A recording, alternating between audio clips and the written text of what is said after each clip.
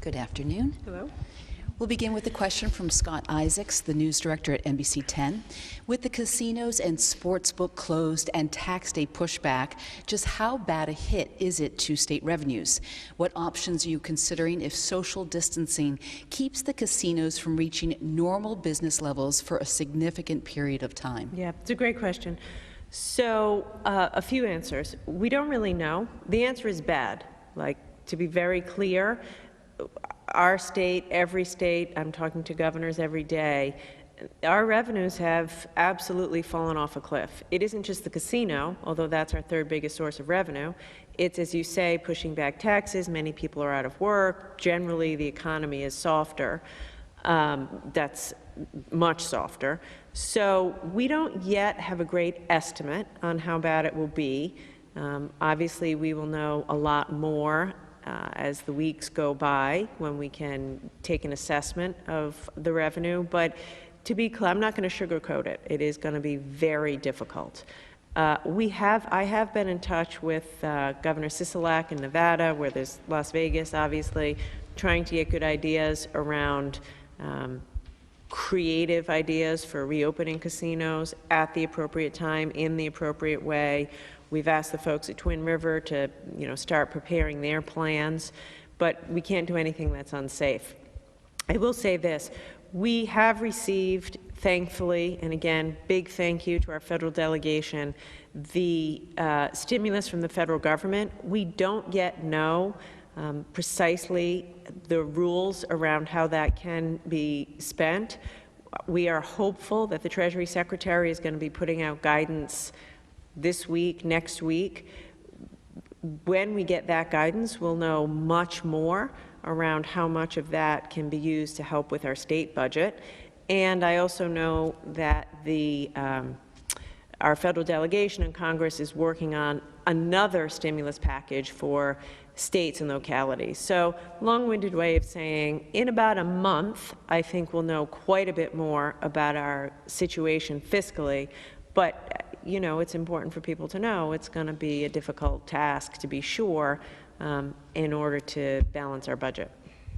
Steve Alquist of Uprise RI notes many of the current difficulties facing essential frontline workers, including healthcare workers and store clerks, are the result of failed state policies that have dismissed the lives and contributions of these workers in the past. And he asks, what specifically needs to change going forward? I don't think I would agree with your characterization, but I will say this. I've been quite clear that we have to do everything we can to help our frontline workers.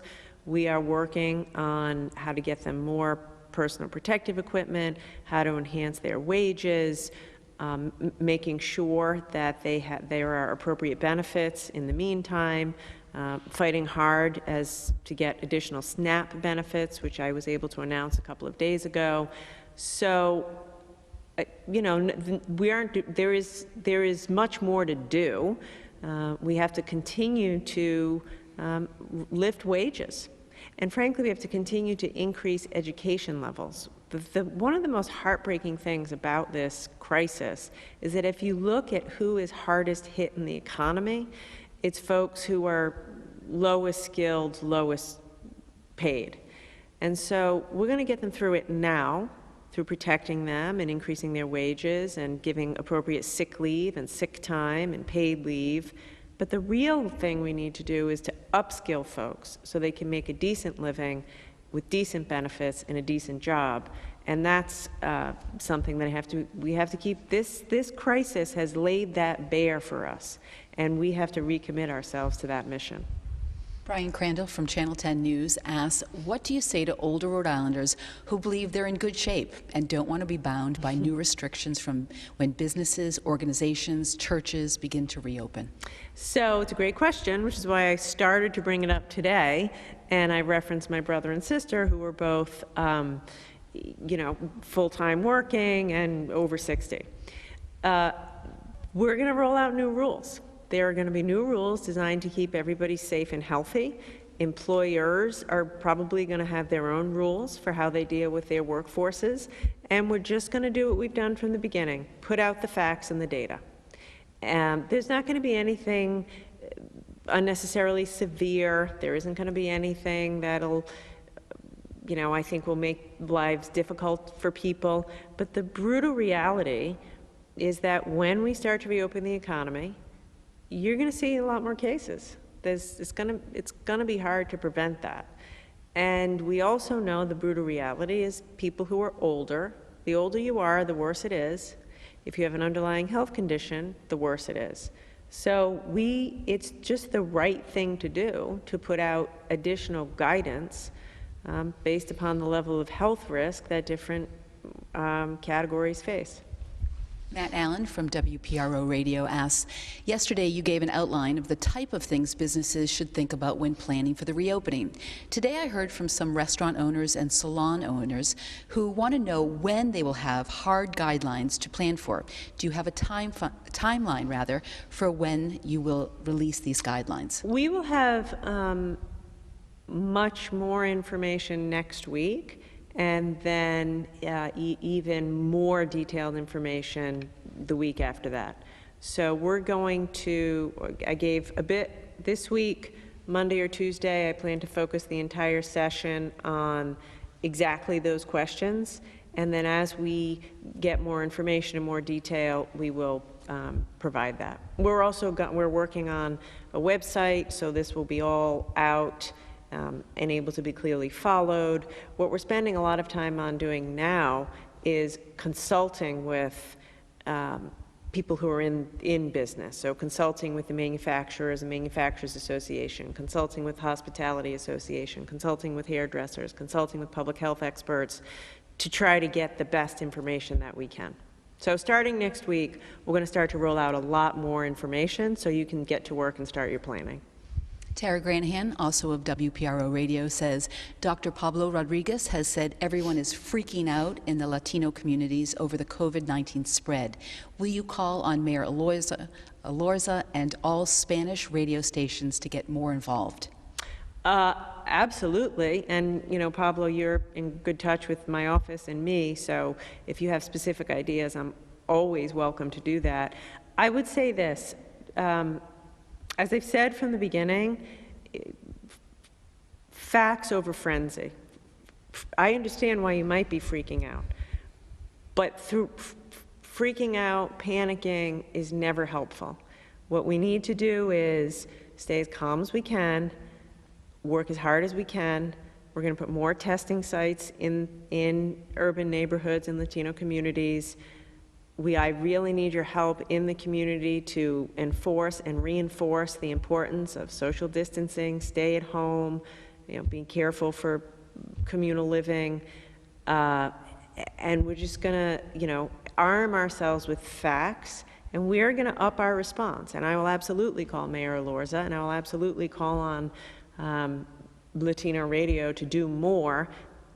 But I would just say, let's do our best as leaders to try to keep some calmness in the community, because when, I know from experience, when people freak out, to use your word, it's just not that helpful. So let's keep folks calm, keep the complaints coming to me so we can keep acting, and yes, I'll reach out to those two groups. Bill Bartholomew notes, Governor, we appreciate your response to requests to expand testing in the urban core. What are your expectations or goals for a daily number of tests per day in the urban core, rooted in the community, and by when? Good question. I don't have a aggregate number off the top of my head, but I'll tell you how I think about it. We know we need more in Providence. We know we need to get up to Woonsocket. We know we need more in Pawtucket. We know, the communities right now that we're just not doing a good enough job at. And then each one of these, as I said earlier, probably the walkthrough type operations will be 100 people a day or so. So I've been thinking about it in partnership with mayors, municipal leaders, community groups, Department of Public Health, like, where are we missing? And so, by the way, to the extent that you have information about where you think we're missing, you let us know. They're all likely to be small, right? By necessity, there's going to be a lot of different spots all pretty low volume, and that's how we want to try to address it. Richard Asanoff of Convergence RI asks, have you begun discussions about how to reimagine the future economy in Rhode Island, as well as the future healthcare system in the post-pandemic world? Who will you invite to be involved in such conversations? Excellent question. Right now, let me remind folks, we're still in crisis mode. So like everyone, I'm really anxious to get out of this mode. But, today we're still trying to figure out how do we get adequate testing up and running to start to reopen the economy? How do we really, truly adequately supply personal protective equipment to all of our frontline workers and all of employees in our critical infrastructure industries and all of our hospitals and nursing homes? We still aren't where we need to be on mobile testing for nursing homes and group homes and developmental disability congregate living. We're still not where we need to be on a number of metrics. We are still struggling on a daily basis to make sure we have the supplies we need in order to keep up all this testing. So Richard, you ask a terrific question. We're not quite there yet. We are still trying to put the fire out. Soon we will get to those future kinds of discussions, and then obviously we'll bring in a broad group of stakeholders to think about it.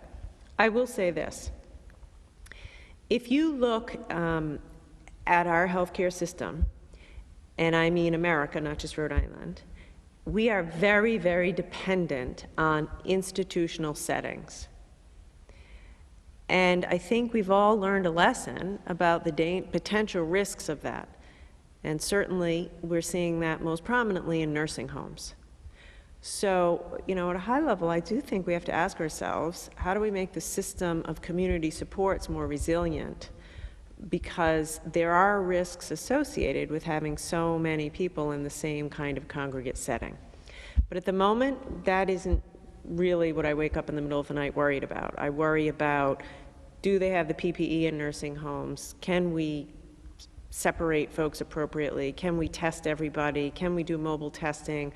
Are our nursing home strike teams doing what they need to do? How do we pay adequately so we can staff these nursing homes?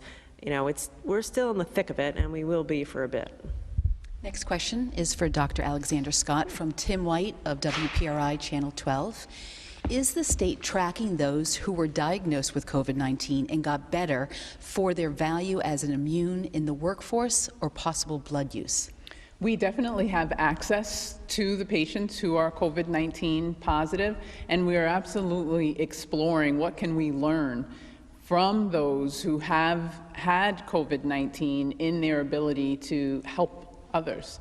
An easy approach to that is looking at our healthcare workers and those who have had COVID-19, have recovered effectively, are now safe to return to work, and how we can apply them to being able to care for patients who are COVID-19 positive as well. So we're definitely assessing what we can learn, as people are throughout the country, on how we can access and learn from folks who have been COVID-19 positive. Next question is for the governor from Tony Mendez at Poder 102 FM. Governor, do you know if people who work and use ITIN numbers to file their income tax will be able to qualify for unemployment insurance or TDI in Rhode Island? I am not sure, Tony. I will, when we do the additional questions after the live presser, I'll get you an answer. Give me a few minutes. Next question is from Nancy Thomas of RI News Today. Society pushes older people, those over 60, to work longer and longer. Teacher pension and Social Security changes have meant working to 70 and beyond. What support will you offer for those teachers, politicians, office holders, state employees, contractors, and others who can't work from home? So I'm not sure I understand the question.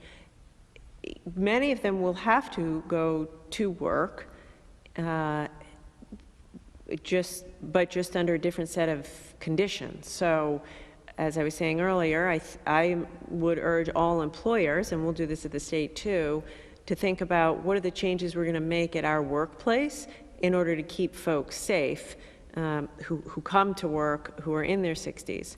Maybe that means additional sick leave. Maybe that means additional social distancing. Maybe that means additional testing. You know, so it's not that they won't be able to work. They will be strongly encouraged to work from home if at all possible, when at all possible, because that will still be safest. And a lot of people can work from home, or maybe work from home mostly. You're also going to be able to work at your workplace, but it's going to be on all of us to make sure there are new systems in place so that you can be safe. Our last question today is from Christian Winthrop of the Newport Buzz. We see that the overall number of positive cases among Aquidneck Islanders are quite low compared to the rest of the state. Do you have a breakdown of how many Islanders have been tested, and are there plans to open a COVID testing site on Aquidneck Island? It's an excellent question. We would have to do additional analyses to understand how many of our tested people from Rhode Island are from Aquidneck Island. We do want to make sure that we are making testing accessible for Rhode Islanders in every element of our state. We welcome hearing input as well. If there are people who are not able to access the testing that's available at Newport Hospital, for example, and to engage with us so that we can make sure that testing is available, particularly with the additional types of rollouts to testing we are working on with mobile testing and other options. So we want to be able to respond to those on Aquidneck Island, in Woonsocket, all areas of our state that need testing.